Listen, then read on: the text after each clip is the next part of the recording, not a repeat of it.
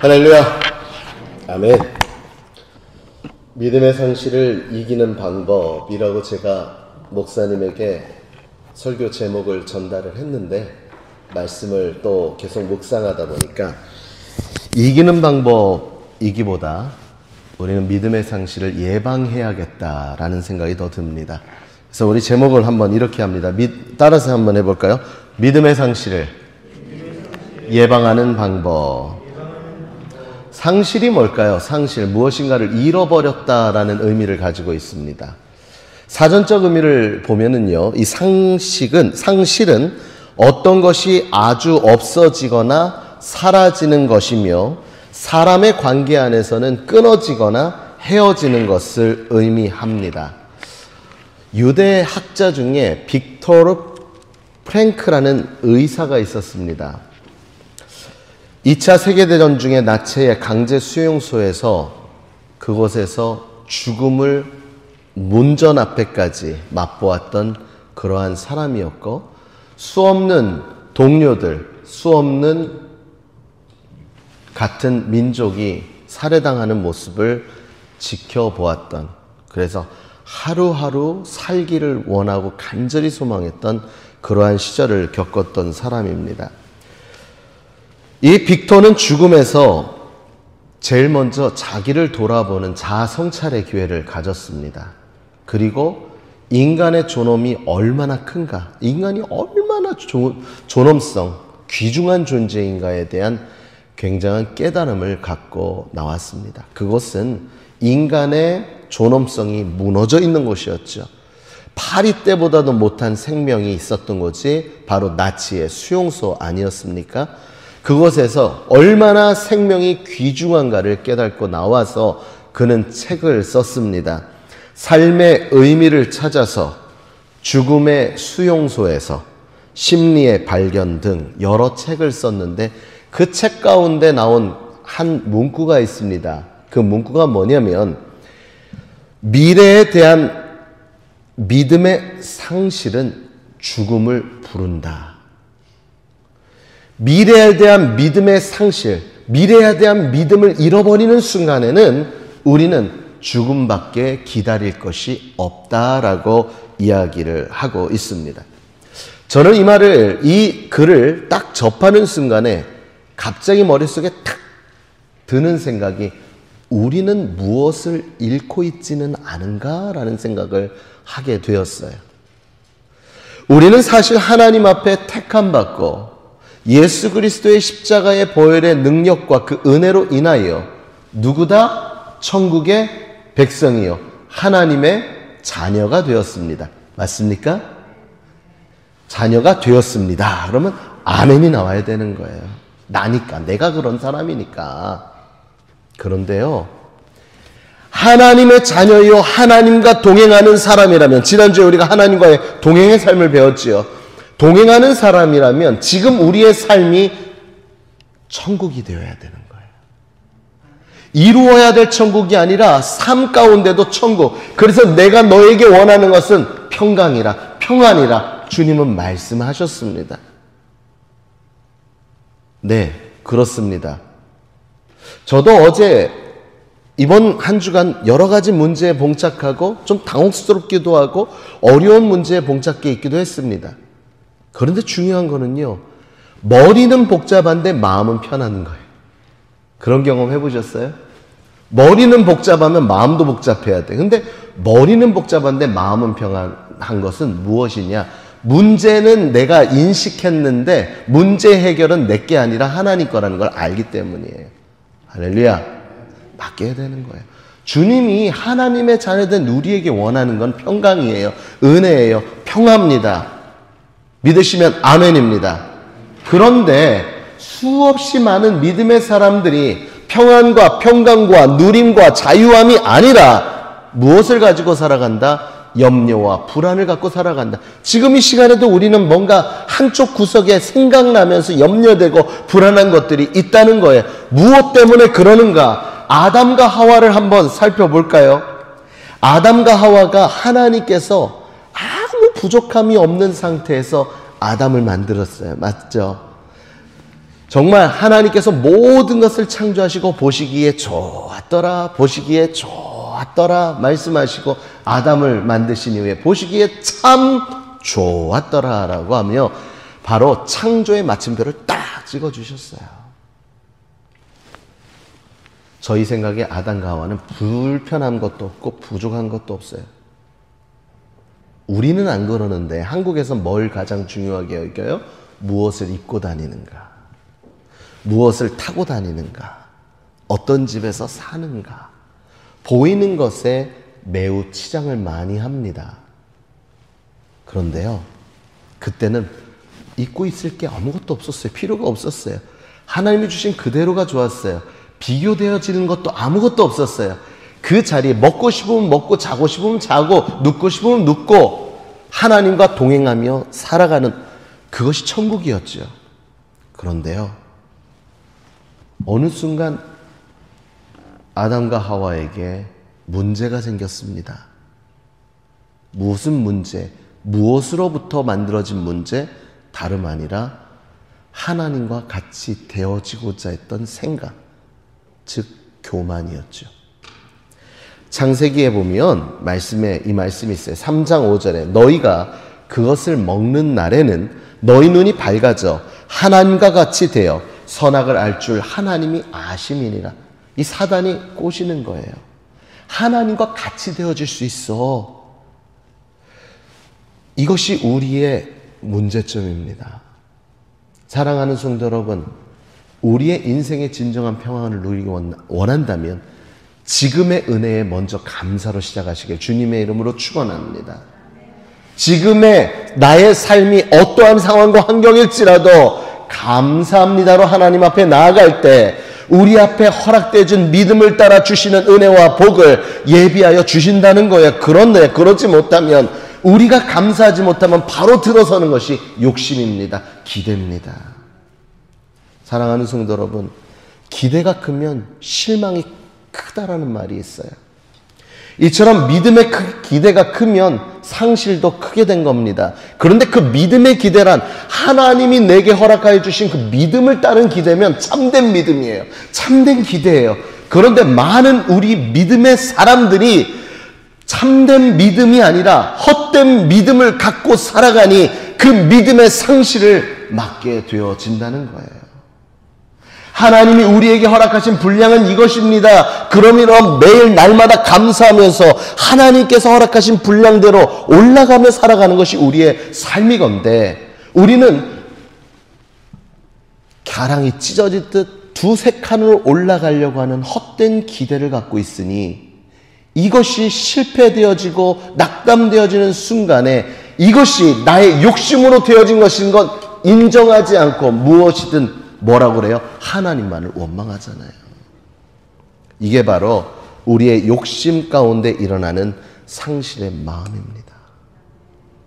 우리의 믿음의 상실을 있게 하지 않기 위해서 우리는 한번 오늘 생각해보고, 내가 헛된 욕심과 헛된 기대를 통하여 내가 내 삶 가운데 이렇게 은혜로 함께 하셨는 하나님을 잊어버린 채 낭망하며 상실된 마음으로 살아가고 있지는 않은가? 아담과 하와의 욕심으로 인하여 하나님과의 관계가 깨져버렸습니다. 이것이야말로 진정한 상실입니다.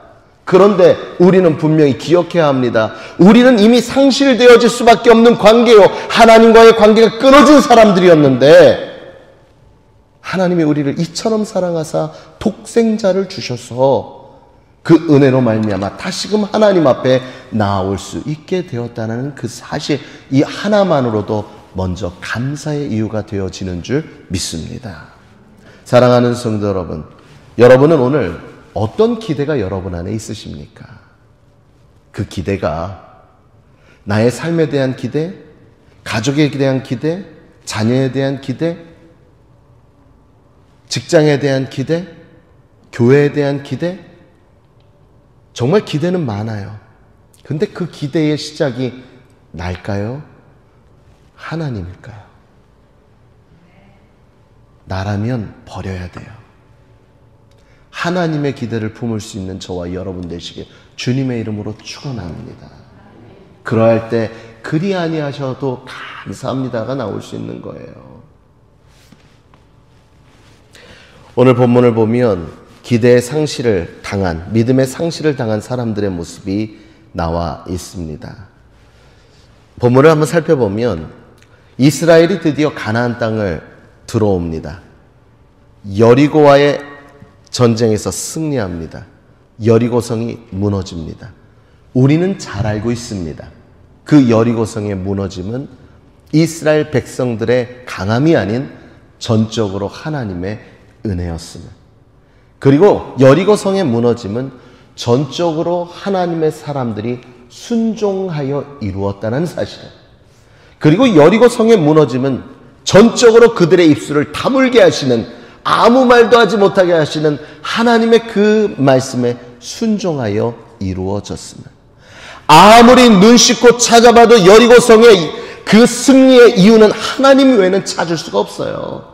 이게 바로 하나님의 은혜로 입성한 가나안 성, 오늘 그 땅에 지금 여호수아와 이스라엘 백성들이 함께 있는 모습, 그 모습 가운데가 오늘 본문의 배경입니다. 이스라엘은 여기서 멈추지 않고 서쪽으로 진군하는데 그 다음에 있는 성이 아이성이었어요.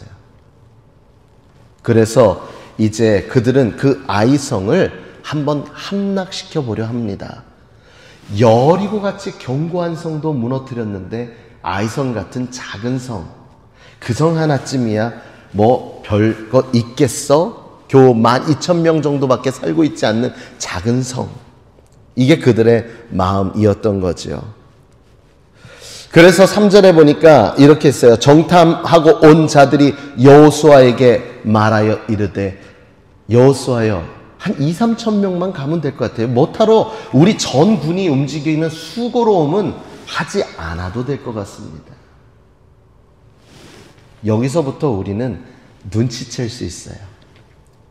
그럼 여리고성은 전군이 수고해서 이룬 성과인가요? 아니었다는 거예요. 여기서부터 우리는 문제를 발견합니다. 3,000명을 올려 보내고 난 다음 곧장 그들은 패하게 됩니다. 5절의 말씀에 보니까 패하자마자 백성들의 마음이 뭐처럼 녹아졌다? 물같이 되었더라. 완전히 백성들의 마음이 흘러버렸다는 거예요. 아이성에 3,000명을 보냈는데 36명이 죽음으로 돌아왔어요. 그리고 아이성 전투는 패했습니다. 여러분 한번 기억해 보세요. 36명은 3,000명 중에 얼마 되지 않는 피해같이 보입니다. 그런데 그들에게는 엄청난 기대가 있었기 때문이에요. 우리가 손가락 하지 않고도 그저 걸어감으로도 여리고성 같은 저 견고한 성을 무너뜨렸으니 아이성쯤이야 우리가 가면 다 열어줘서 그냥 들어가겠지. 이게 그들의 기대였어요. 기대가 어마어마하게 크니까 36명밖에 죽지 않은, 아직도 싸워서 다시 도전할 수도 있는 그 상황에 36명의 죽음을 보고 그들은 완전히 마음이 무너져 내려버린 거예요. 전열을 상실한 거예요. 무엇 때문에 그랬을까요? 여호수아도 낙담해서 이렇게 기도하잖아요. 6절에 여호수아는 슬퍼하면서 옷을 찢고 주님의 궤 앞에 얼굴을 땅을 대고 엎드려서 저녁 때까지 있었다라고 고백합니다. 백성들도 여호수아도 하늘처럼 기뻐 뛰던 그들도 땅바닥까지 완전히 내려앉은 완전한 상실감, 절망에 빠져 있다라는 것이죠. 무엇이 그들을 믿음의 상실을 이루게 했는가? 무엇이 그들을 낙담하게 했는가? 오늘 우리는 그 요소들을 찾아보면서 혹시 내 안에도 이러한 요소가 있어서 나를 자꾸 낙담하게 하고 실망하게 하고 낙심하게 하고 있지는 않은가? 사랑하는 성도 여러분, 성도의 삶은 평강입니다. 할렐루야. 우리의 삶은 기쁨이 되어야 될 줄 믿습니다.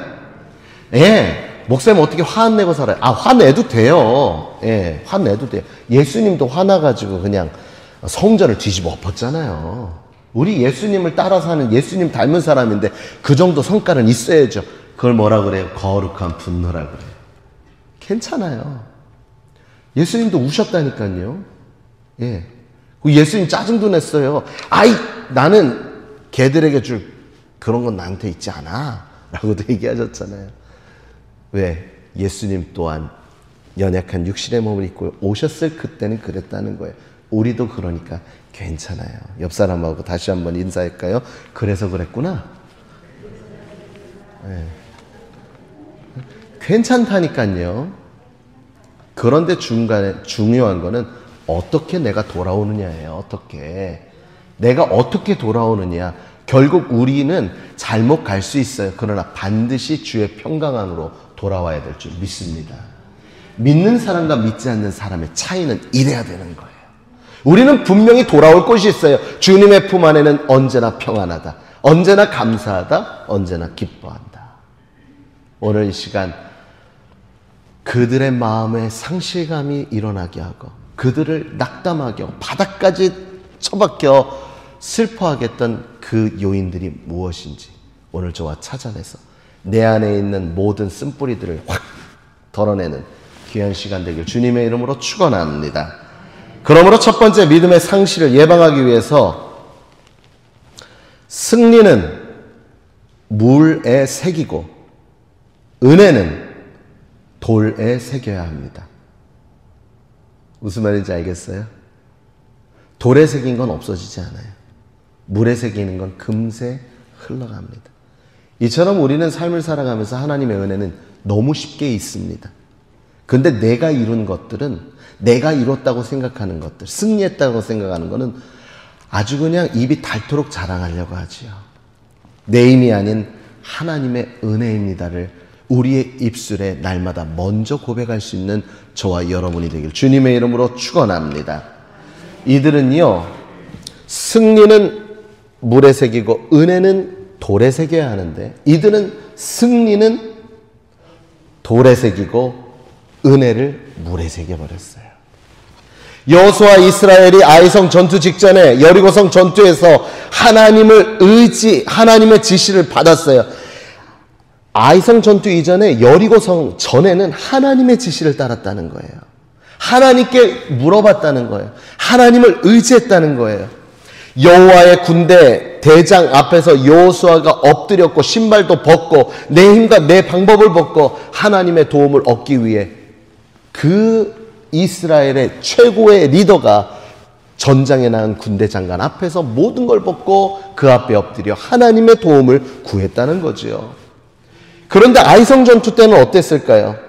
하나님 앞에 엎드리는 기록도 없습니다. 하나님의 명령, 하나님의 지시를 받은 기록도 없습니다. 왜요? 자신만만했거든요. 무엇 때문에? 여리고의 승리를 돌에 새겼기 때문에. 뭘 돌에 새겨야 돼요? 은혜를 돌에 새겼어야죠. 그래서 2,3천 명이면 족하겠다. 숫자부터 계산합니다. 머리부터 씁니다. 힘의 논리였습니다. 자기들의 힘을 생각해 봅니다. 자기들의 방법으로 밀어붙였습니다. 그런데 이들이 잊고 있는 것이 하나 있습니다. 성전투의 승리는 자신들의 힘이 아니라 하나님의 힘으로 이겼었다라는 사실을, 은혜를 잊고 있었다는 사실입니다. 그래서 숫자, 정탐, 분석으로 그들은 나아갔지요. 오직 자기의 힘으로 나아갔던 겁니다. 사랑하는 성도 여러분, 쉽고 간단한 일이었다고 하나님의 은혜 없이 되어진 건 아무것도 없습니다. 믿습니까? 아무리 작은 일도, 우리가 하찮게 여기는 일도 하나님의 간섭과 하나님의 주장하심과 하나님의 역사 없이는 되어질 수가 없습니다. 왜냐하면 이 모든 세상의 주권자 되시는 이는 우리 아버지 하나님 되시기 때문입니다. 그래서 바울은 고린도전서 15장 10절에 나의 나된 것은 오로지 주의 은혜라. 내가 한 것이 아니오 오직 나와 함께 하신 하나님의 은혜로다 라고 고백을 하고 있지요. 그러니까 승리는 물에 새겨 흘러보내고 은혜는 결국 돌에 새겨야 하는 겁니다. 내 인생이 은혜 위에 있나? 내가 하는 이 일이 은혜 위에 있나?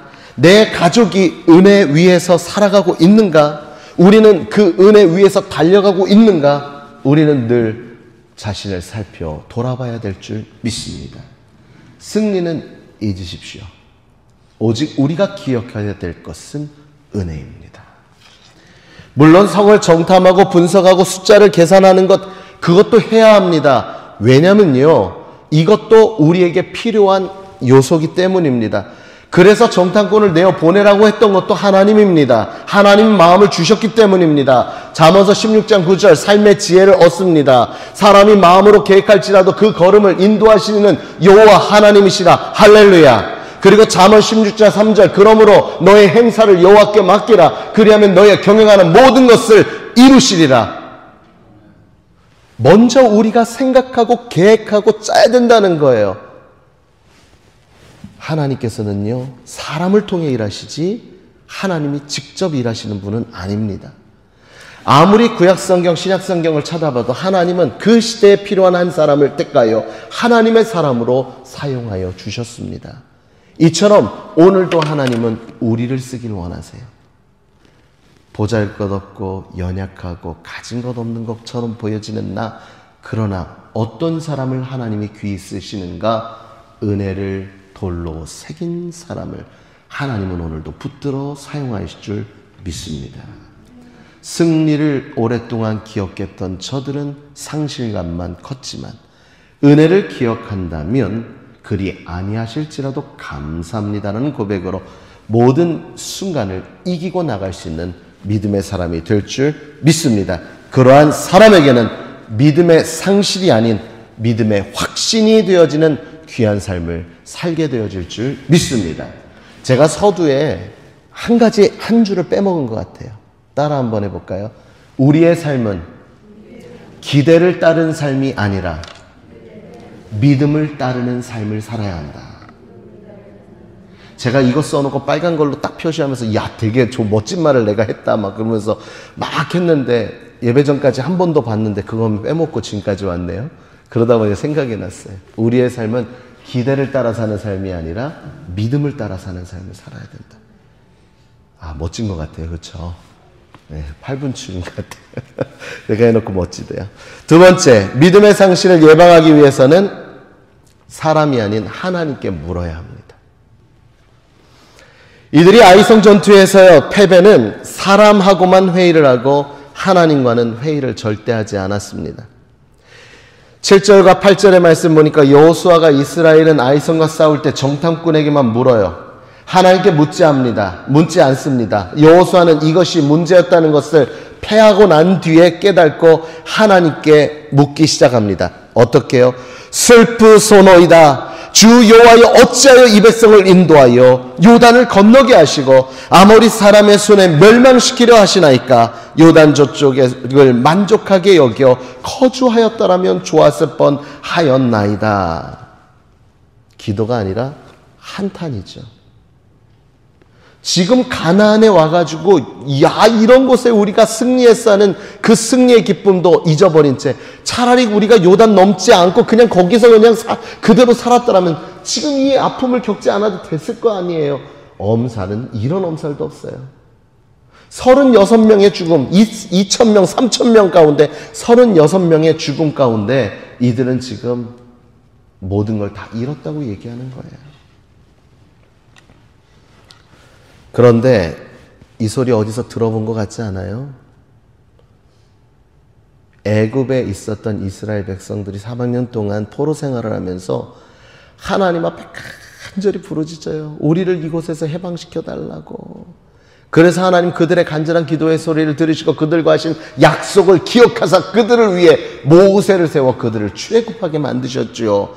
그냥 하셨어요? 하나님께서 10가지 재앙이라는 귀찮은 그 일을 하나님께서 그들을 계속 기대하시고 그들을 배려하시면서 10가지 재앙을 통해 이스라엘 백성들을 깨닫게 하고 데리고 나오셨잖아요.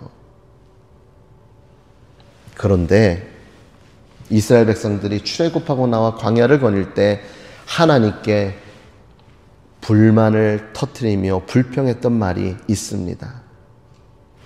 바로 그 말이 지금 이 말과 전혀 다르지 않았어요. 차라리 우리가 애굽에 있었더라면 그때 출애굽한 다음 이스라엘 백성들이 했던 말이에요. 근데 오늘 여호수아가 뭐라 했어요? 차라리 우리가 요단을 건너지 않았었더라면. 사랑하는 성도 여러분, 혹시 우리의 인생에도 지나고 나니 그때가 좋았어 하는 때가 있지 않으십니까? 그때의 나는 이미 지났습니다. 하나님이 원하는 건 지금의 나입니다. 그리고 그때에 하나님이 함께 하셨듯 지금도 함께 하시고 앞으로도 함께 하십니다. 믿습니까? 아멘. 사실 공감도 돼요. 우리도 사는 게 힘들고 걱정일 때, 영적인 무력감, 패배감을 느낄 때 차라리 나는 그러한 마음이 들 때가 있었을 겁니다. 그런데 이 부분 한번 읽어볼까요? 9절. 우리 9절 한번 읽어볼게요. 시작. 가나안 사람과 이 땅의 모든 사람들이 듣고 우리를 둘러싸고 우리의 이름을 세상에서 끊으리니 주의 크신 이름을 위하여 어떻게 하시려 하나이까. 할렐루야. 여호수아 같은 사람도 한탄과 원망의 기도를 했지만 하나님이 그래도 여호수아를 들어서 다시 강하게 세우신 이유는 바로 이 9절의 기도 때문이에요. 사랑하는 성도 여러분, 여러분에게도 이 9절의 기도가 있기를 주님의 이름으로 축원합니다. 어떤 부분이 중요하냐면요, 하나님, 우리가 이렇게 아이성 사람들에게 무너져서 우리의 이름이 세상에서 끊어지는 것, 그럴 수 있습니다. 그래도 하나님의 크신 이름은 지켜야 하지 않겠습니까? 원망하던 여호수아의 기도에 방향이 바뀌어버렸어요. 나 어떡해요 하나님? 우리는 어떡해요 하나님? 이런 절망에서 우리는 괜찮아요. 근데 이번 일로 인하여서 하나님의 그 크신 이름이 욕되어졌어요. 하나님의 크신 그 이름에 그 기대가 실추되어졌어요. 이건 어떻게 하실 겁니까? 먼저 그의 나라와 그의 의를 구하라. 그리하면 이 모든 것을 너희에게 더하시리라. 이 말씀이 이루어지는 순간이었어요. 여호수아의 기도를 다시 한번 정리해 드릴게요. 하나님의 위대한 이름, 하나님의 위대한 명성과 명예를 위해서라도 추락한 우리를 다시 일으켜 비상하게 하옵소서. 우리를 이 세상에서 끊어지지 않게 하여 주옵소서. 이게 그의 기도의 제목이에요. 다시 살아갈 이유는 뭐라고요? 하나님의 영광을 지키기 위해서, 하나님의 이름의 높이를 지키기 위해서. 여러분이 살아가는 이유가 뭐라고요? 하나님의 뜻을 이루기 위해서, 하나님의 영광된 이름을 지키기 위해서. 우리가 그렇게 살아간다면 삶은 하나님이 반드시 지켜주실 수밖에 없다. 할렐루야. 대략적으로 2003년도 정도 됐을 거예요. 지금부터 몇 년 전이에요? 21년 전? 네. 유스그룹을 담당하고 있을 때입니다. 저는 그때 기억이 너무나도 좋습니다. 아이들과 함께 문학의 밤을 하는데요, 떡볶이라는 뮤지컬을 한 편을 준비해서 아이들을 초청해가지고 교회에서 하게 됐는데, 한 100명 오면 많이 오겠다 했는데 더 많이 온 거예요. 근데 애들이 연습도 하고 정말 오랫동안 연습 잘했어요. 교회 본당 옆에 있는 룸에서 아이들이 마지막 모이는데 계속 사람들이 몰려오니까 애들이 처음에 사람 얼마 없을 때는 자신감에 차 있다가 사람이 많아지고 자리가 없어서 막 의자를 채우고 그 사이사이 앉고 하는 걸 보더니 애들이 벌벌벌 떨면서 자신 없어요. 목사님, 그때 전도사님 어떻게 해요? 우리 어떻게 해요? 전도사님 어떻게 해요? 애들 전부 다 하는 말이, 전도사님 어떻게 해요? 우리 어떻게 해요? 그러면서 애꿎은 이름을 얘기해도 모를 뿐이니까 제가 이름을 얘기해요. 재현이, 쟤는 연습도 제대로 안 했는데 쟤 때문에 다 망할 것 같아요. 제가 봐도 까불이 재현이는 제대로 외운 대사가 없어요. 이놈 때문에 망할 거라는 그들의 말이 저도 공감이 가는 거예요. 야, 이거. 근데 그때 제 머릿속에 탁 스치면서 기도해야겠구나 해서, 야, 기도하자. 얘들아, 손잡아. 기도하자. 하나님, 감사합니다. 우리가 누구인데 이처럼 사랑하셔서 이런 귀한 일에 쓰임받게 하시니 감사합니다. 그런데 어쩌죠, 하나님? 우리 열심히 준비한다고 준비했습니다. 그래서 우리는 이제 무대에 올라가 이 성극을 통해서 하나님께 영광을 돌릴 건데요. 우리가 실수하면, 우리는 한번 창피하면 그만이지만 우리가 실수하면 하나님 영광 받지 못하시잖아요. 그러니까 하나님 영광 받길 원하신다면 우리를 붙들어서 실수 없게 잘하게 해주세요. 협박했어요, 하나님. 애들이 기도 듣다가 크크크 웃어요. 지네들도 웃긴가 봐요. 그런데 애들이 용기를 얻었어요. 우리가 못하면 하나님이 창피당한다. 무대에 올라갔어요.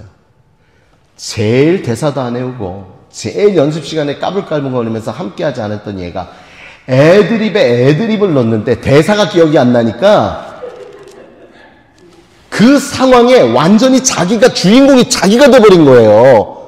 그러니까 이 상황에선 이런 말 하는 게 낫겠네, 이런 말 하는 게 낫겠네. 대사와는 다른데 내용은 전달되고, 그런데 그 대사가 더 히트를 쳐버린 거예요. 대성공을 했어요. 우리의 인생이 그러한 것 같아요. 사랑하는 성도 여러분, 우리가 하나님 앞에서 어떠한 일을 하든 하나님 앞에 당연한 기도를 하시길 주님의 이름으로 축원합니다. 내가 이 일을 함으로 하나님의 영광을 드높일 것이니 하나님이 책임지라는 거죠. 저는 이 여호수아의 기도가 정말 좋습니다. 누구든 낭망할 수도 있고 실망할 수도 있고 낙담할 수도 있어요. 우린 그래서 그런 거예요. 왜? 연약하니까. 당연한 거라니까요. 그걸 인정부터 하는 게 용기예요. 그런 다음에 해야 될 게 있어요. 여호수아처럼 나의 삶의 이유가 무엇인가? 하나님 앞에 구하고 기도하고 먼저 아랠 수 있는 저와 여러분 되길 간절히 주님의 이름으로 축원합니다. 사무엘상 30장에도 보니까요, 다윗의 군대가 잠시 시글락 마을을 비운 사이에 아말렉 군대가 와서 아이들과 노인들과 부녀자들 다 사로잡아 갑니다. 돌아와 보니까 가족들이 없어요. 사무엘상 30장의 얘기예요. 다윗이 그와 함께한 백성이 울 기력도 없이 소리를 높여 울었더라라고 되어 있어요. 울 기력도 없을 정도로 너무 참담한 상황이에요. 마음이 무너져 내렸죠. 자녀들 때문에 더 슬퍼서 급기야 사무엘상 30장 6절에는 다윗을 돌로 쳐 죽이자라고 해요. 지금까지 다윗이 우리의 오직 리더다, 우리의 왕이다 쫓아다녔던 그들이 다윗을 죽이기로 결심합니다. 급박한 상황이 되었어요. 앞도 뒤도 보지 않고 빨리 아말렉 군대를 쫓아가서 잡아내야 되는 그런 상황에 다윗이 선택한 것은 사무엘상 30장 8절의 기도였습니다. 빨리 쫓아가서 대책을 마련해서 그들의 뒤를 쫓아 그들이 방심한 사이에 나의 백성들, 나의 가족들, 나의 자녀들을 구해야 되는 이 상황에도 백성들이 함께 있던 군대가 돌로 쳐 죽이려고 하는 급박한 상황에도 다윗은 무엇을 택하였는가? 기도했다는 거예요.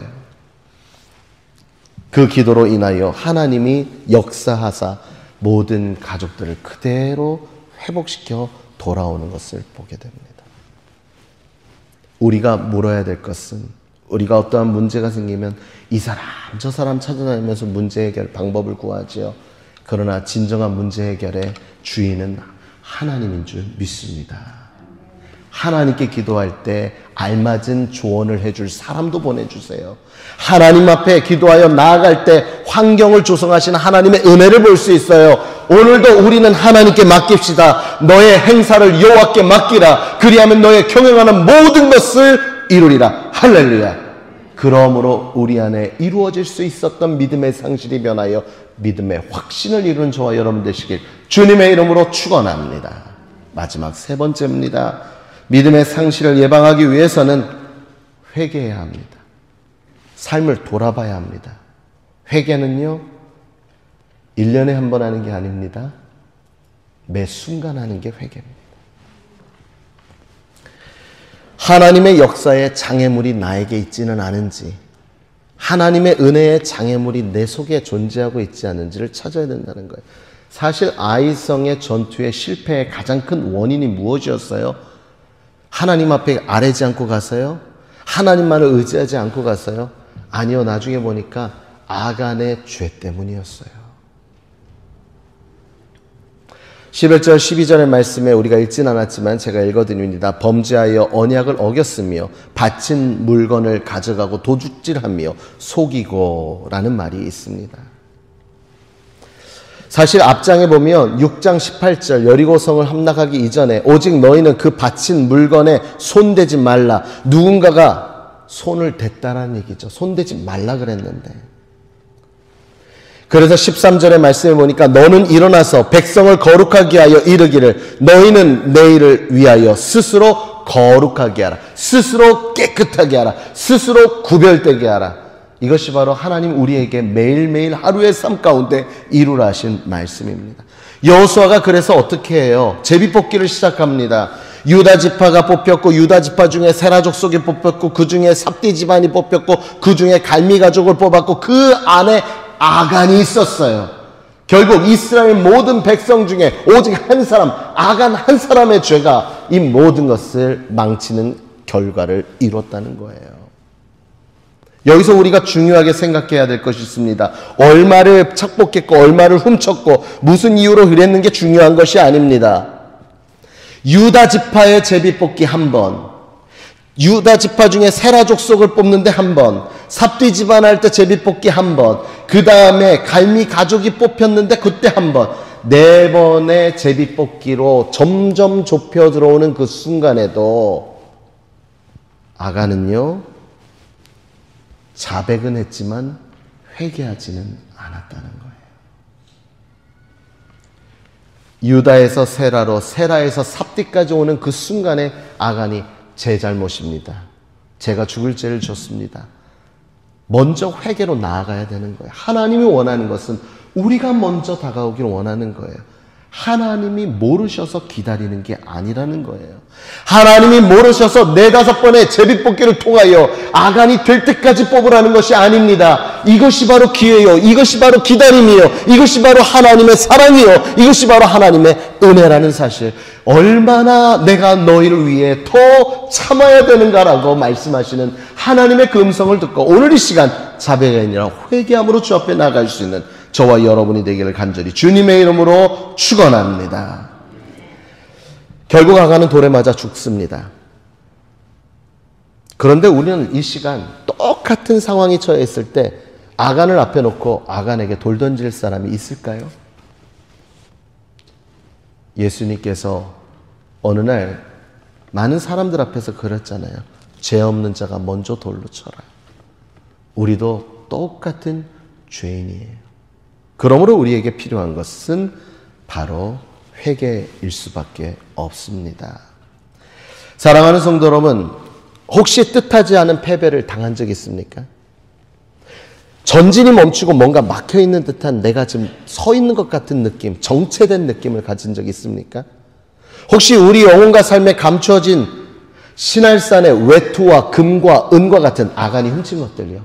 이건과 같은 우리 마음에 죄가 있다면 하나님이 형통의 길을 허락해 놓으셔도 우리의 눈이 가려져 보지 못하고 정체되어 있을 수밖에 없다는 사실을 우리는 기억해야 합니다.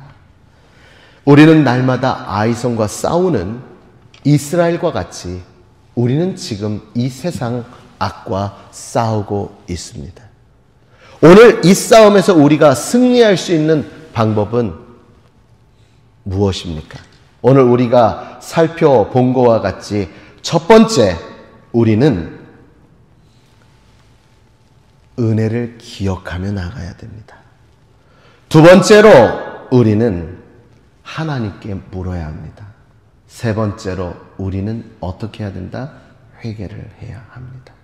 이 세 가지를 기억하여 믿음의 상실이 아닌 믿음의 확신을 가지고 오늘도 우리의 삶에 허락하신 하나님의 은혜를 깨달아 누림으로 감사와 기쁨이 날마다 샘솟는 평강의 삶을 살아가는 저와 여러분 되시길 주님의 이름으로 축원합니다.